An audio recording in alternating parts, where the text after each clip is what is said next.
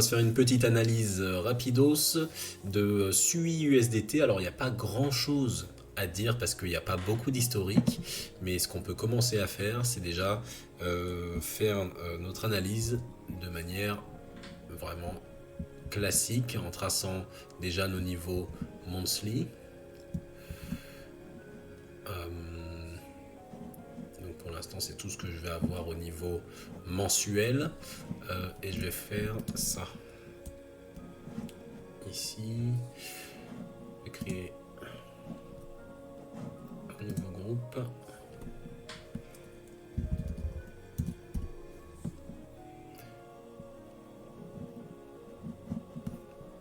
On va le valider et on va le cacher. Donc ça c'était pour les niveaux mensuels. Là maintenant je vais mettre mes niveaux en weekly. Vu qu'il n'y a pas grand chose, ça peut aller assez vite. Je vais juste changer les couleurs.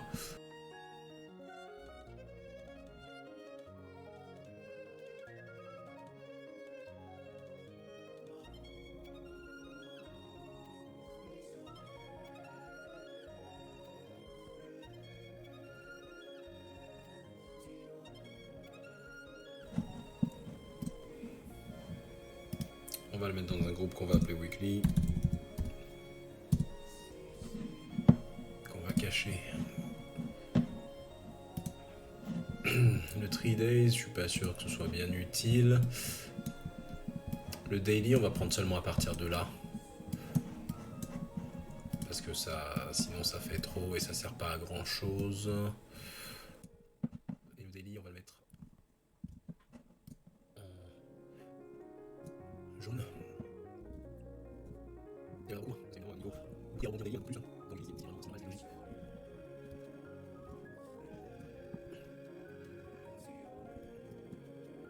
C'est vraiment complètement.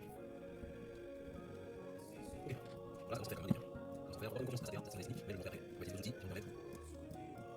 Ça, on va mettre dans le daily, je pense qu'il y en a un. Et on va finir en H4 et seulement sur les dernières montées ici. Mais à partir de là, parce que sinon ça fait vraiment beaucoup trop. Et au niveau des couleurs, on va se mettre une espèce de mauve comme ça, c'est bien. On va prendre vraiment les niveaux les plus importants, donc tous les endroits par exemple on a fait des double bottom comme ça, ou des double top. Là on voit que le marché s'est un petit peu arrêté, on prend. Ici le marché a rebondi, on va prendre une zone, il a rebondi 2 fois, donc là. Sur H4 après sinon ça fait trop de bruit sur la carte. On est bien d'accord. Ici, intéressant, alors. On va tracer ça. Là on est plus ou moins 2 fois sur cette zone, donc ici, et là. On voit le marché parvenu jusque là. Donc on prend aussi.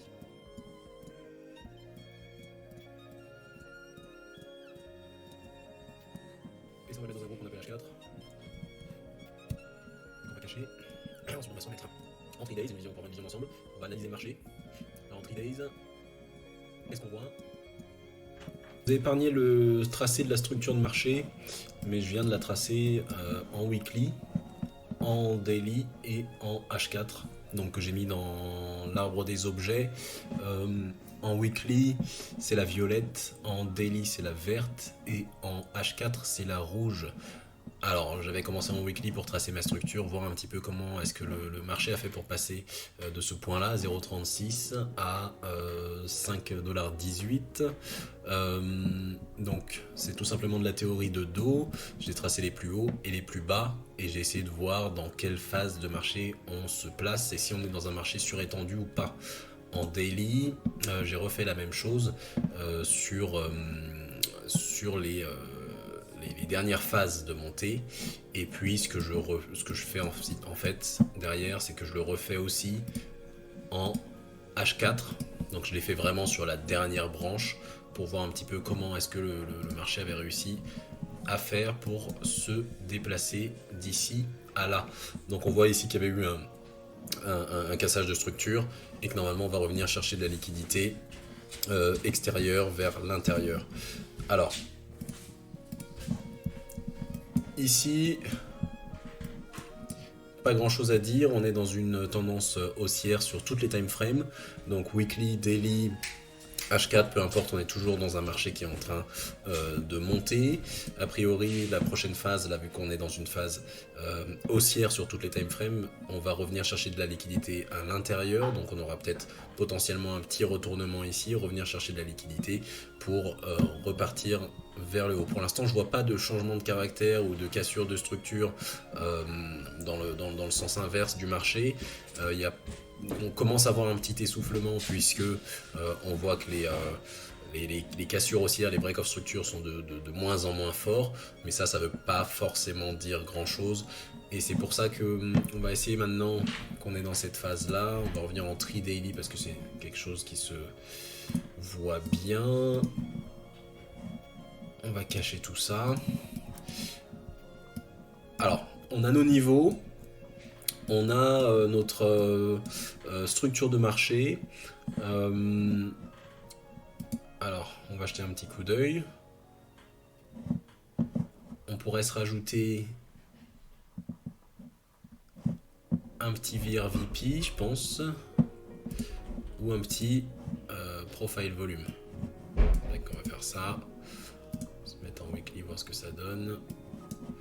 Voilà. Donc ici, on peut rajouter des zones de confluence intéressantes. Je le fais à partir de ce point haut ici, parce que derrière, ça sert à rien d'avoir de la data qui est trop ancienne. Ça va faire que fausser en fait nos informations. Donc ici, je rajoute un petit volume profile. On voit ici qu'on a un value area low aux alentours des 0,58. On a un point of control au 1,03$ et on a un value area high au 2,06$ avec des high volume nodes à 0,83, 1,04$. On pourrait considérer celui-là à 1,70$ et même celui-là 2,07$. Derrière ici on a de nouveau un espèce de petit profil qui est en train de se recréer. Donc au niveau structure de marché, ce qui était intéressant, c'était ce break of structure ici. Ici, on voit bien qu'on a eu un magnifique sell to buy, donc ce qui nous crée un demand range dans cette zone-là. Donc cette zone, elle est importante. Juste visuellement déjà, on voit qu'on a un sell to buy avec cassure de structure et order block de demand avec de l'imbalance. Donc ça veut dire que ici, je suis désolé, c'est la même couleur, mais de là à là, on a de l'imbalance. Donc on a imbalance, order block de demande, sell to buy. Si on rajoute notre volume profile, on se rend compte qu'on a aussi... On arrive dans la même zone avec un value area high, donc c'est une zone importante. Si on rajoute un rectangle sur quasiment toute la zone de volume ici, on se retrouve encore une fois dans la même zone de confluence.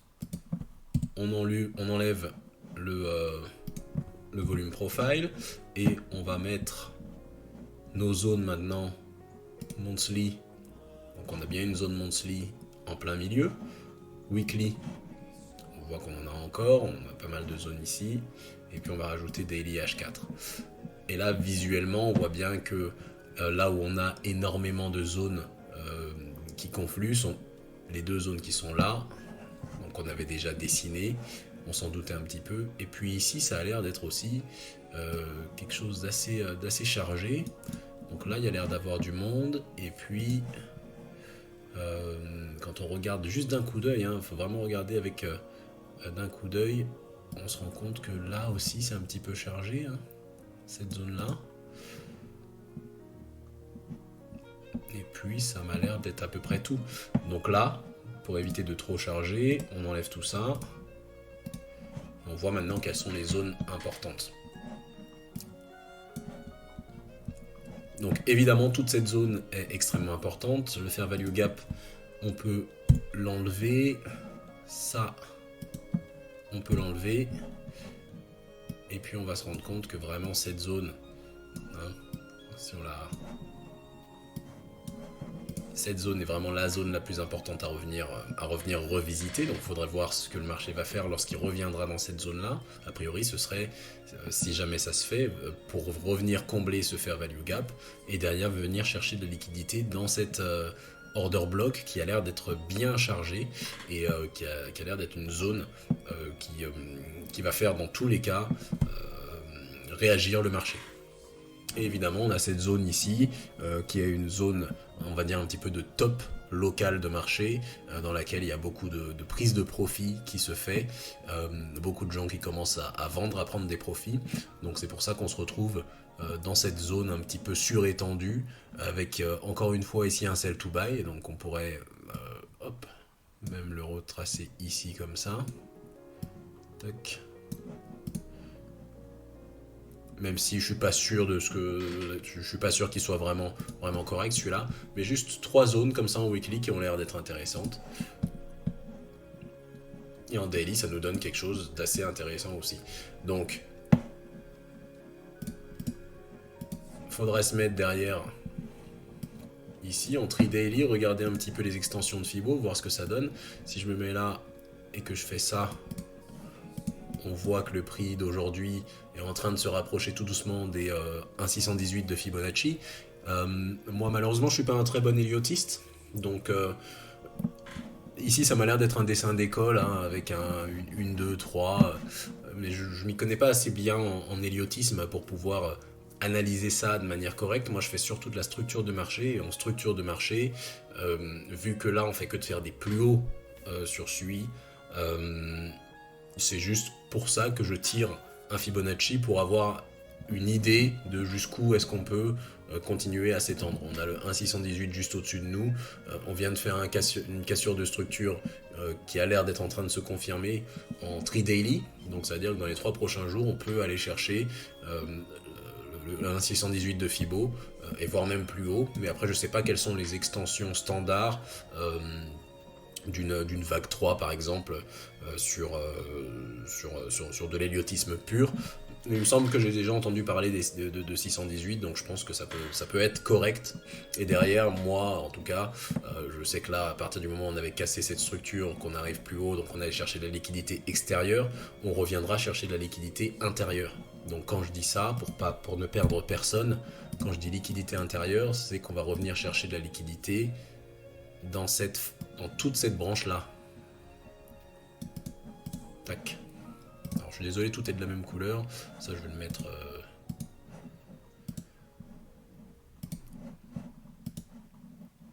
comme ça.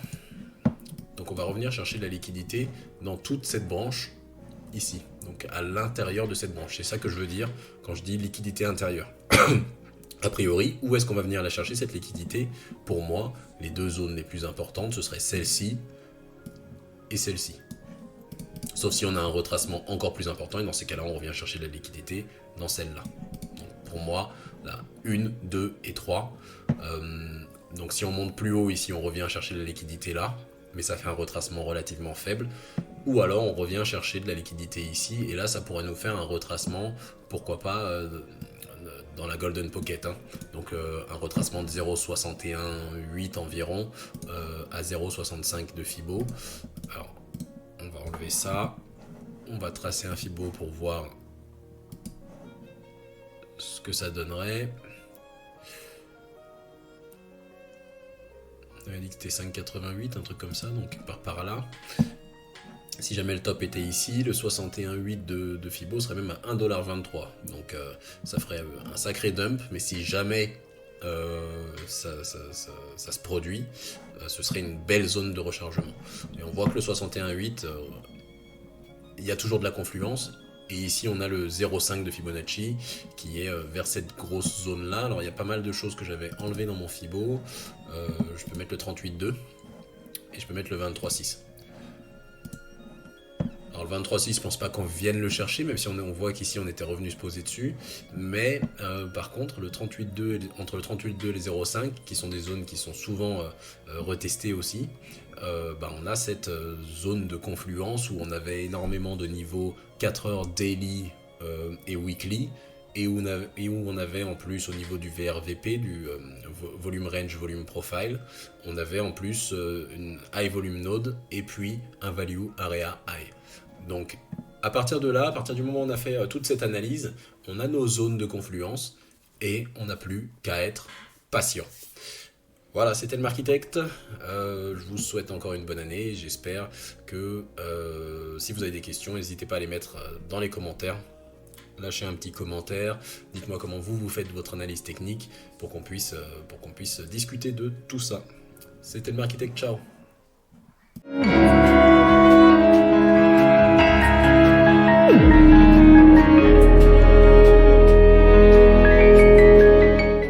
Architect, ciao.